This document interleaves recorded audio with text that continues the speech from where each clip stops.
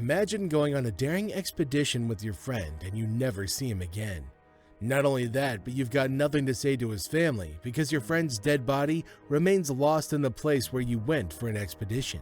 The guilt of it all, the sleepless nights and the never-ending nightmares, a friend's life lost, an adventure gone wrong, a family with no closure. Is there a way to go back to life after you've been through something so life-altering?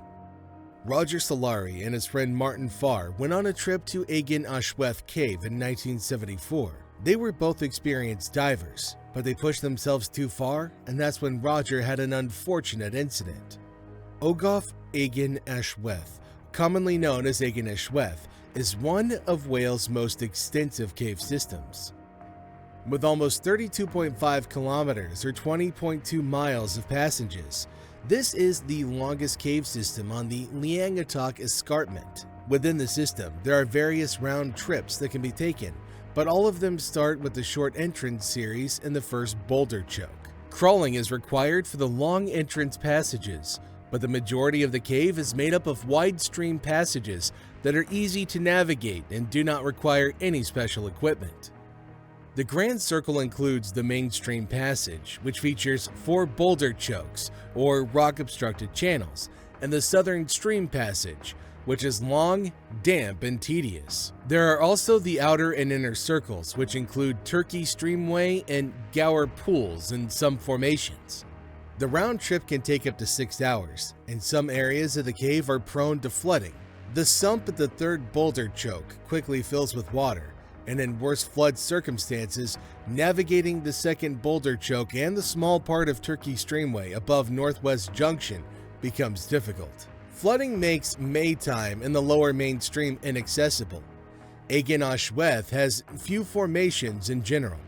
Agen Allwedd is also noteworthy because of the large number of bats that sleep there. The Wildlife and Countryside Act of 1981, the Habitat Regulations of 1994, and the EC Habitats Directive all provide strict protection for bats from disturbance. It's a crime to intentionally or recklessly disturb bats.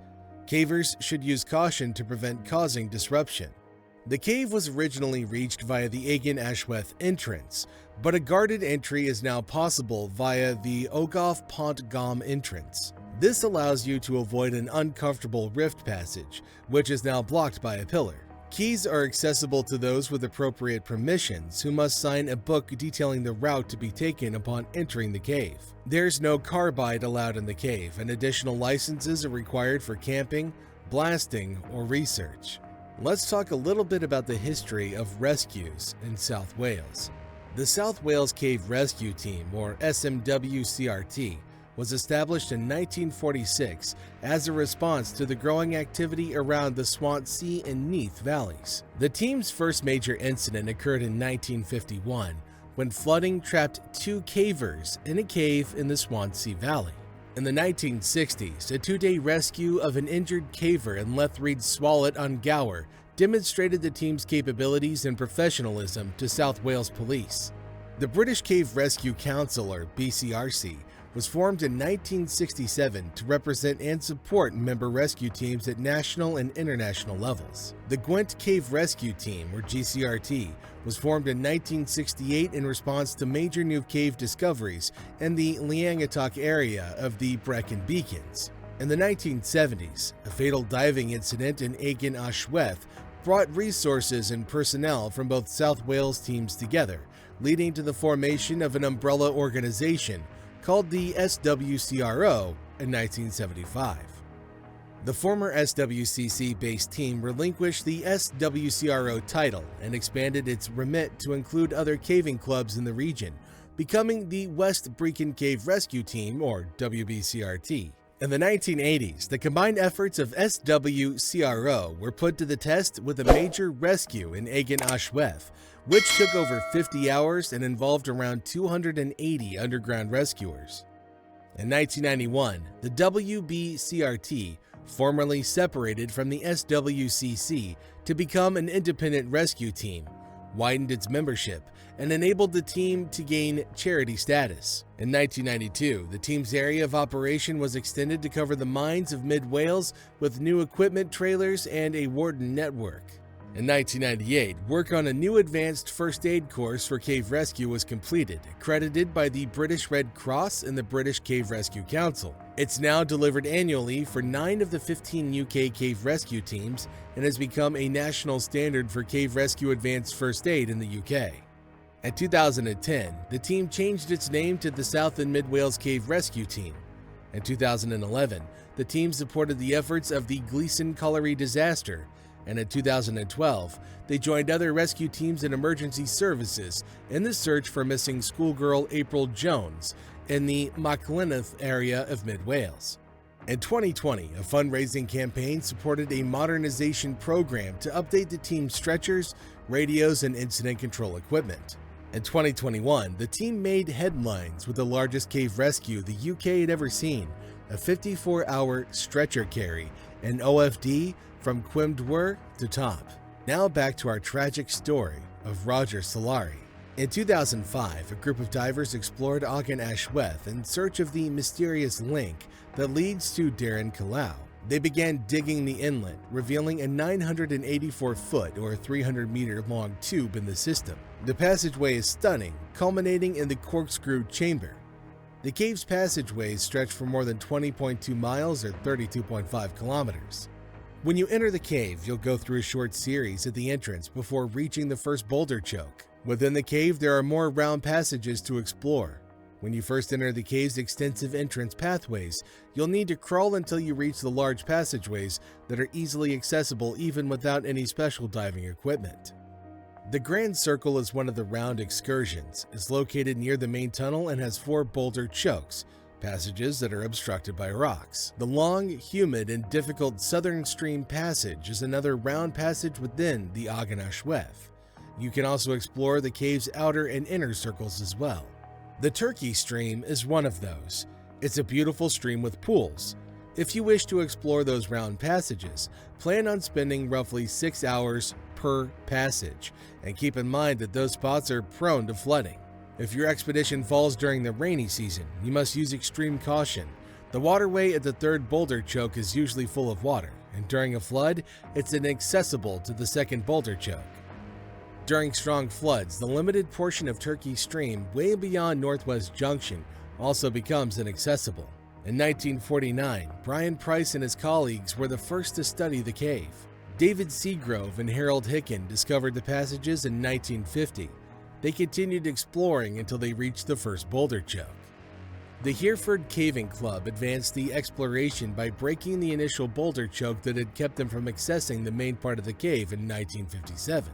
In 1971 and 1972, John Parker and Jeff Phillips, together with others, explored the cave systems. John and Jeff uncovered 1,969 feet or 600 meters of a new passageway in 1972. They had recently added 1,476 feet, or about 450 meters, to the total length of the route downstream of the previously discovered sumps. However, John lost interest in this exploration and slacked off. Martyn Farr, who had been inspired by Parker's previous diving expeditions, continued his exploration from the point where he had stopped at Agen Allwedd. Martyn began exploring the cave in 1973, and he and Roger Solari went on the cave's longest excursion in 1974. Roger was on this adventure when the awful tragedy occurred. Roger Solari is without a doubt one of the most gifted cavemen in the United Kingdom. He had done multiple dives in various locations, including Yorkshire, South Wales, and Ireland. When it came to cave diving, he was a dedicated and tough man. Roger was an introvert by nature, yet he was well-liked and respected everywhere he went. Nothing was too difficult for him, and he was always found pushing through to triumph. He began diving when he was 12 years old in his native forest of Dean. He grew so familiar with this woodland as a result of his continuous exploration that he knew its mysteries and geology. His scholarly research on the Forest Master system began. His intention was to write about the various caverns and mines found in this woodland region. He studied physics at Birmingham University and graduated with honors. Roger was the president of his school's Speleological Society. He founded the Cave Project Group and also belonged to the Forest Rescue Association. Roger Solari and Martyn Farr entered the Agen Allwedd Cave on Saturday, June 15, 1974. Martyn Farr was a prominent cave diver and caver. He's one of the world's most recognized divers, and he's acquired phenomenal reputation in the cave diving community as a result of his incredible cave diving discoveries. Roger and Martyn planned to investigate and develop the channels within the cave to continue from where one of the best divers, John Parker, had halted. Remember that in 1972, John Parker and Jeff Phillips discovered 1,476 feet, or about 450 meters, more quarter length than the previous length, totaling 1,969 feet or 600 meters. Martyn had already dived into this cave system a month before their adventure. Roger, however, was unable to attend due to a knee injury. During this research, he arrived at the spot where John Parker had left his exploration and was ecstatic because he discovered a massive passageway leading into the darkness. He dashed down the hallway to see where it ended. According to Martyn, it was a tunnel that all cave divers hope to discover. Unfortunately, he was unable to continue his expedition on this day due to a lack of oxygen in his tanks. 1 month later, in June 1974, Roger and Martyn were preparing to go on a long journey. They were about to dive into the mainstream's downward stream, Sump 4. They each came with 3 air cylinders, boots, and a line reel. Everything went smoothly until they got to Sump 4. Martyn was close behind Roger, who was leading the dive. Roger was carrying a 400-foot or 122-meter line reel. He was laying line with it. Martyn, on the other hand, had a reel with a length of 1,000 feet or about 305 meters. During the dive, Roger mentioned that he was having sinus problems. However, Roger was not unfamiliar with the challenges that he was facing. He had previously encountered similar difficulties while diving. This trip was identical to one of those challenging ones. Martyn suggested that Roger return if the situation did not resolve. Martyn and Roger were diving together but independently. That is, either of them could choose to return to the surface at any time. That was part of their dive strategy. Roger was keen to continue the exploration because it piqued his attention. When Roger's line ran out at about 400 feet, 122 meters down the sump, it was clear that they had reached a depth of 50 to 60 feet or 15 to 18 meters, and that the channel was dropping further. Martyn examined his pressure monitor and noticed that he was almost at his first third limit of air, and he chose to keep going.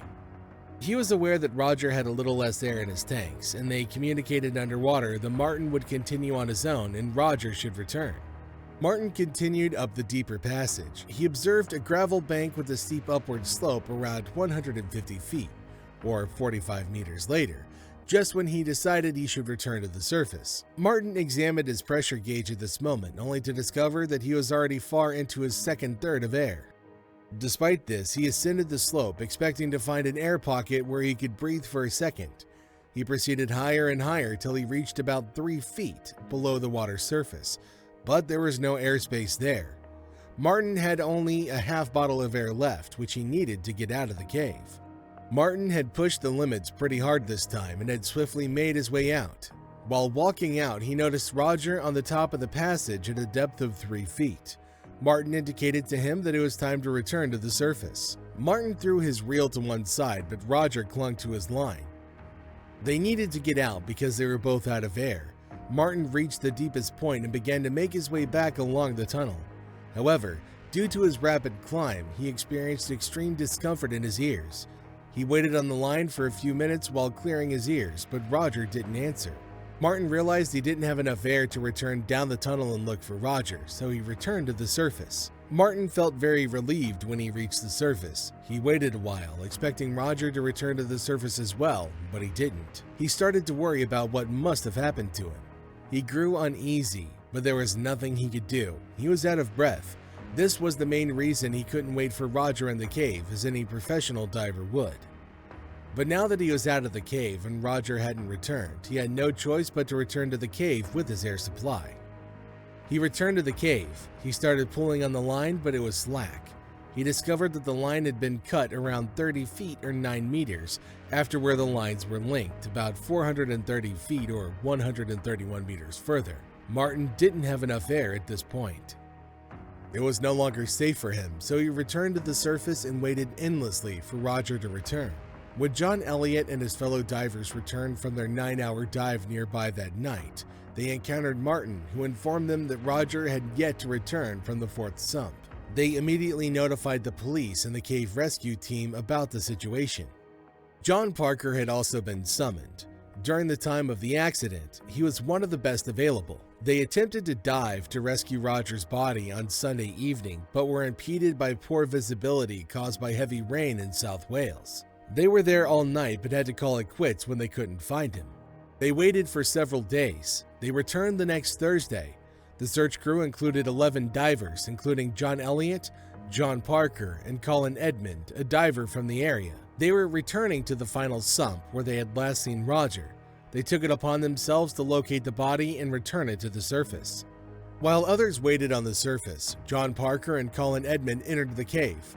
After reaching the third sump, Colin returned to the surface, stating that visibility was still very bad. Parker resumed his hunt on his own. Parker was equipped with 4 air cylinders for the dive. He had made it down to the fourth sump and had placed more than 500 feet or 152 meters of line, despite the fact that he was still diving in low visibility. Roger's body was nowhere to be discovered despite his best efforts. Parker had returned to the surface around 3.5 hours after Colin had.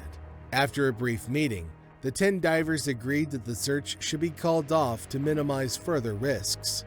They'd spent 10.5 hours looking for a long-lost diving companion, Roger Solari. Unfortunately, they were unable to recover Roger's body from Agen Allwedd, and what happened to him inside the cave remains a mystery to the cave diving world to this day. One might suppose he became entangled and cut the line from the reel as a result.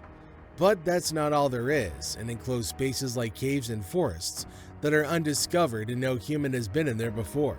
There are so many questions no one's been able to answer. What actually happened to that body? Why was it never found, even after days of looking for it? Where did it go? How can a human body just disappear like that? Did it disappear or was it devoured? No one has the answer. All of his diving companions and members of his cave community in South Wales, Yorkshire, and Ireland, where he had previously dived, would really miss Roger Solari's joyful heart. Tell us the first thought that popped into your mind or the first question you had about Roger Solari's tragic death in the comments below. And if you like hearing real-life mysteries, then don't forget to give the video a thumbs up and click on that subscribe button before you leave.